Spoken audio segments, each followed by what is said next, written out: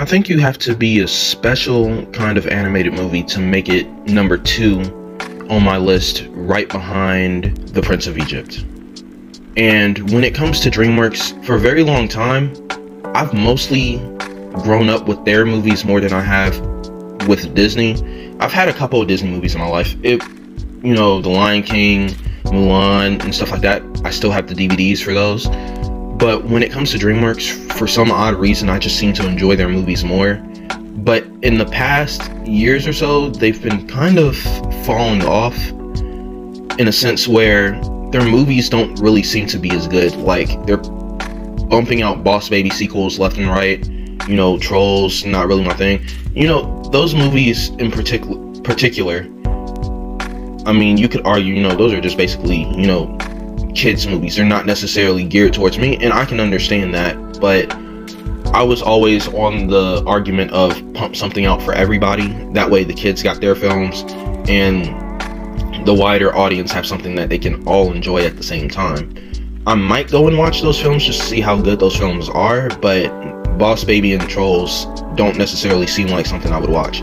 But when it comes to Puss in Boots and The Last Wish, it's something actually quite special. And to be honest, around the time that this movie has come out, I've been struggling with a lot of stuff. You know, my mood hasn't been great, and this movie actually sort of felt like therapy almost. You know what I'm saying? It just was a fresh of breath air.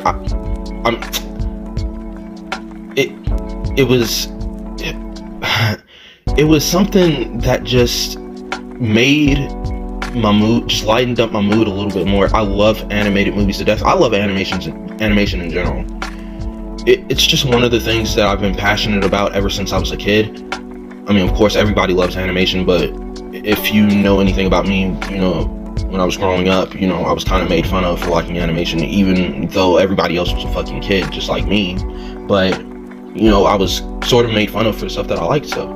And animation was always this escape away from reality and my problems. In this movie, I would say, I would feel that it was a godsend. You know what I'm saying? I've never been too keen on the Shrek movies like that. I don't hate them, but I don't necessarily have a favorite one. It's not even in my top 5 favorite. There's not one single Shrek movie in my top 5 favorites DreamWorks movies. If anything, with the updated list, it's The Prince of Egypt at number 1, Puss in Boots and The Last Wish at number 2, Road to El Dorado at number 3, number 4, no, scratch that. It's How to Train Your Dragon 2 at number 3, The Road to El Dorado at number 4, and Sinbad Legends of the Seven Seas at number 5. That's pretty much my top 5. But as I said at the beginning of this video, it takes a lot to earn that spot at number 2, right next to The Prince of Egypt. And to be quite honest, as far as my top 5 animated movies in general, not just DreamWorks movies, it's definitely number 2. You know what I'm saying? Not just the DreamWorks list, but animated movies as a whole. Puss in Boots and The Last Wish is just that good. You know what I'm saying? I think DreamWorks outdid themselves with this film. Now, in case you didn't already see it at the beginning of the video, I am going to put another spoiler warning here because I don't want to spoil this film for anybody. I honestly don't. I'm going to get in the spoilers, but for the people that really, really want to go see this movie, which I highly recommend you do, I'm going to put another spoiler warning. That way, you know, you can go pause the video, go watch the movie. I think it's up. You can watch it on TV now, I think. You can go to the movie theater, at your local movie theater. You can go see the movie and then come back and watch this video for my full thoughts. But for right now, I'm just going to put a spoiler warning. I'm going to let you know right off the bat that yes, this video does contain spoilers. I'm going to be going in depth with. So if you haven't already seen the movie, I suggest you pause the video right now. Either go rent or buy it on cable thing you have, or go watch it in the theater. I suggest you go watch it in the theater. I didn't watch it in the theater, but you know, I would rather you watch it in the theater. It's that good of a movie to go watch it in the theater. But yeah, just wanted to let you know ahead of time that this is your only spoiler warning. So, Puss in Boots and The Last Wish, let me say this right now, to anybody that doesn't know where this movie lands, I mean, the movie pretty much tells you where it lands. This movie takes place right after Shrek Forever After, which is the 4th movie in the Shrek franchise. Which, at first when the movie was announced, I wasn't sure if it was another prequel or it was taking place during a time where Puss has already met Shrek, which turns out it's the latter. Puss has already met Shrek by this point. And I didn't even know that this movie takes place literally after the last Shrek film, which means for the past decade or so, after the 4th Shrek film, Puss has gotten 2 movies with no Shrek films in between these 2 Puss in Boots movies. Which is, you know, I found it as an odd choice, but Puss was always my favorite character out of that entire movie franchise. Like, I'll be honest with you, before Shrek 2 hit, again, Shrek 1 was a good movie, but similar to the Star Wars movies, I never really had a favorite. I like all of them equally. Like, if I were to say one that I enjoyed the most, it would probably be Shrek 3, though I've only seen that movie a handful of times. You know, this movie takes place a year after, which is ironic with the sort of premise of the 4th film, with Shrek also trying to make a wish to fix his life. You know what I'm saying? It was just like, I kind of just found that odd, you know what I'm saying? Like, both these movies back to back take place after Wish takes place after Shrek 4, which had almost a similar premise, but not exactly. You know what I'm saying? You'll understand what I mean. So Puss in Boots 2 takes place right after, or at least I think from what I looked up, about a year after Shrek Forever After. And the premise is that Puss is now on his last life. You know, he wasted 8 of his 9 lives doing a bunch of crazy things, and now he has 2 choices in front of him. Either continue being a hero, a reckless hero at that, or go into retirement. But overhearing a conversation during his short time in retirement, there's a tale of a wishing star. And now he's given a 3rd option. Now he has a chance to get his lives back. But before he goes on this adventure, he's faced with an obstacle that, you know, may be his end. And that, of course, is the big bad wolf. Now, if you've already seen the movie, now I've already given my spoiler warning. During the promotion for this film, they called this character the big bad wolf to sort of hide the fact of, you know, who this character really was. And turns out this character is actually a representation of death. In fact, he is death. Now, I don't necessarily know if death, you know, changes form with each character he interacts with, or death is literally a wolf in the Shrek universe. You know, that could be a whole nother video in itself. But for now, I'll just say that, yes, this is the Shrek universe's rendition of the Grim Reaper. And basically, he's pretty much sick of Puss's bullshit, pretty much. And he doesn't necessarily, when you really look at the character of Death in this film, he's not necessarily a traditional villain. He's more so of a person that's like, I would say, yeah, just more or less talking down to Puss, saying that, hey man, you really are an ass for wasting your 8 lives. You didn't cherish not one of them, so here's what I'm gonna do. I'm just gonna soul snatch your ass early. I'm just gonna take this last life early so I can just go ahead and do away with you, because you're just pissing me off. You know, you're really making my life difficult here. You know, I had to soul snatch your ass 8 times. I'm just gonna do this last one early. I'm not gonna even wait for you to be on your deathbed. I'm just gonna go ahead and just do it early. So now Puss is running from death, and at the same time, he's trying to find the wishing star to get his 9 lives back. And of course, he comes back into contact with Kitty Softpaws. During his short retirement, he meets this dog named Perito, and of course they go on this little adventure and stuff like that. They're also chased by Little Jack Horner, or as he calls himself, Big Jack Horner. Now, here was the weird kicker for me in this film. And as you know, when it comes to canon, I talk about that all the time on this channel for some sort of reason. I don't know why, but of course, if you've seen the film, you know that you have Jack Horner chasing Puss in Boots, you have Death chasing Puss in Boots, but you also have 4 other characters going after the gang as well. And these 4 characters are none other than Goldilocks and the 3 Bears.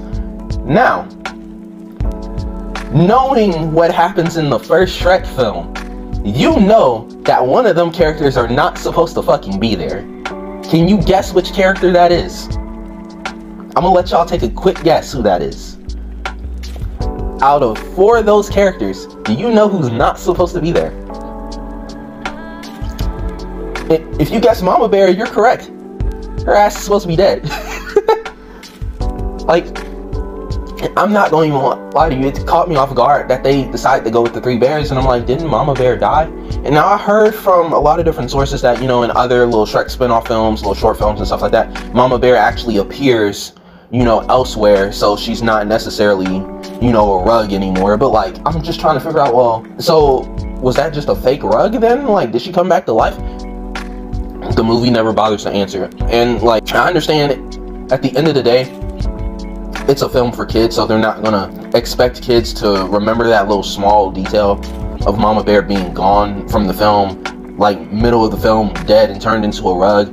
But like, for the ones that do remember, I mean, you know, I was just like, I guess it's just one of those continuity errors, or it was just played off as like a dark joke or something like that. So like, Mama Bear being there, it just felt a little weird, you know what I'm saying? Just like, why did y'all do y'all know do y'all not know what happened in the first Shrek film, like, at all? Like, okay. But anywho, so they're being chased by the Goldilocks and the 3 bears, Big Jack Horner, and Puss, of course, is being chased by Death. And they make it to the Wishing Star. Puss has his final confrontation with Death, takes care of Death, and then, of course, they fight Little Jack Horner, and then end him. And then by the end of the film, and this is why I do love DreamWorks films, at the end of the film, the characters realize that they don't need that wishing star to have their wishes come true, because they either already have it, or they feel like they don't need it. I mean, of course, Jack Horner, you know, he dies at the end of the film. Like, he was the only, I would say, true villain of the film. Everybody else was more so had their own goals. But when it comes to the Goldilocks and the 3 bears, and of course Puss and his gang, you know, they realize that all they have is right there with them. Of course, they destroy the wishing star and the map and whatever, and they don't necessarily get their wishes come true, but at the same time they do. And it's a good little message that, you know, appreciate what you have. Don't take anything for granted, not even, you know, your life. You know, you have people that care about you and stuff like that. And, you know, like I said, around the time that this movie is coming out, I've been struggling with a lot. So it was like, it was a breath of fresh air to get this movie, to sort of appreciate it for what it was. And I'm not gonna lie, I kind of teared up a little bit. And I just appreciate DreamWorks for putting out this banger. I heard Bad Guys was a pretty good film, so I'm probably gonna go back and watch that just to see what was so good about it. But Puss in Boots did earn number 2 in my top 5. Now, art style and animation. Now, in the earlier Shrek films, and I was talking to my brother about this one too, and how it was like very off-putting going back to the first and second Shrek film, and especially the first and second Shrek film. They had sort of a little uncanny valley art style when it came to how characters looked. Like, they looked way too realistic to be cartoony. Some, you know, were a bit cartoony, but the others, you know, looked a little bit too human. As a matter of fact, early screenings for Shrek, a lot of kids in the focus group screenings and stuff like that were really put off by the way Princess Fiona looked, to the point where they had to kind of cartoonify her face just a little bit, but still kind of keep it to that more realistic art style of how the, like, more human looking, you know. And when I went back to Puss's introduction in the Shrek 2, me and my brother both agreed that, yeah, these films had a little bit of an uncanny valley art style to it. You know what I'm saying? It was just the way the characters looked, the way the characters were animated and stuff like that, it just felt off, like going back and watching, you know, these old Shrek films. You know what I'm saying? Like I said, specifically Shrek 1 and 2. 3 and 4, you know, they kind of got a little bit more cartoony with the art style, but 3 was more or less, it kind of looked like Shrek 2, but it was kind of, it wasn't as uncanny valley as the first 2 films. And then Shrek 4, got more cartoony, you know what I'm saying? Especially, you know, with the character of Rumpelstiltskin and stuff like that. And this kind of see Puss in Boots and the Last Wish go for this more Into the Spider-Verse art and animation style, right? Puss no longer looks like this uncanny valley looking cat. You know what I'm saying? It's more stylized. He looks more cartoony. Same thing goes for Kitty Softpaws, because of course the first Puss in Boots film was just sticking with that uncanny valley Shrek art style.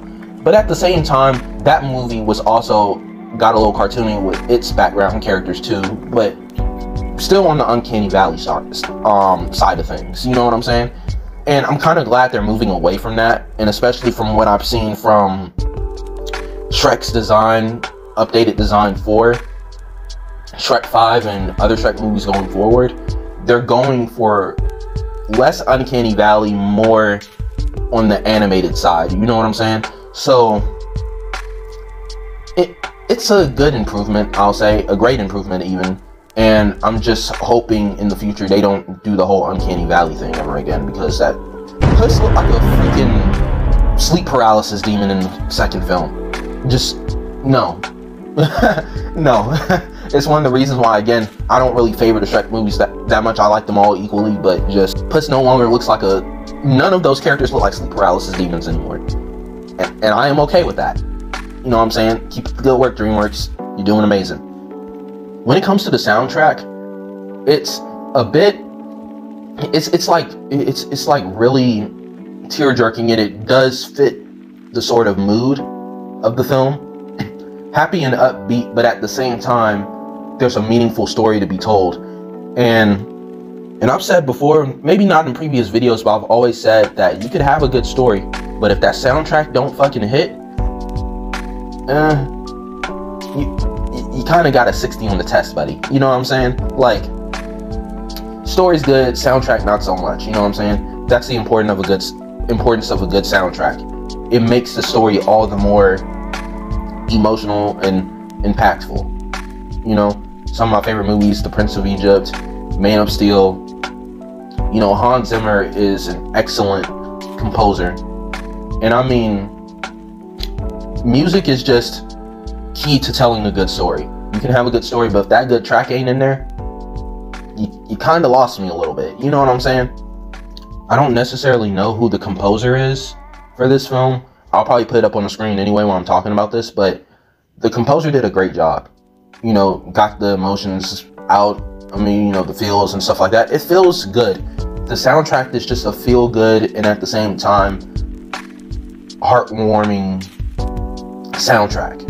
You know what I'm saying? Something that the original DreamWorks films were really, really, really, really good at. And I mean, as a matter of fact, this film really does seem like something that would come out of the early 2000s. You know, just like, you know, your Prince of Egypt's and your, I mean, that was in the 90s, that was before my time, but still, your Prince of Egypt's and your Sinbad, Legend of the Seven Seas, and your Road to El Dorados and stuff like that.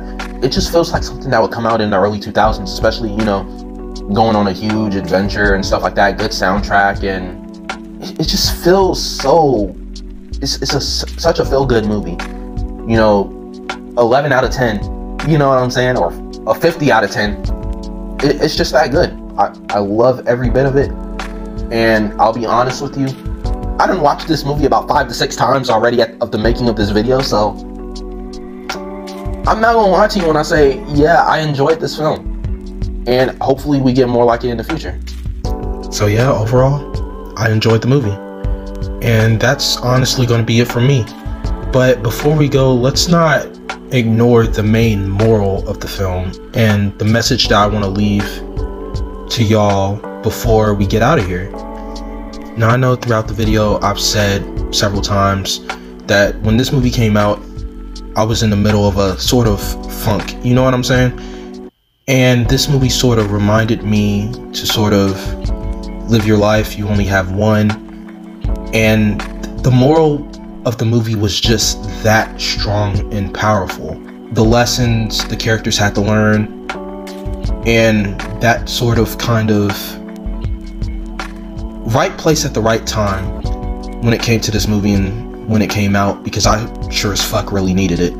So I really do actually thank this movie a lot for what it did, and hopefully by the time you leave this video, you'll go check it out and stuff like that. Of course, I've given my thoughts. I do want to hear yours in the comment section below. It took me a couple of tries to get this video out.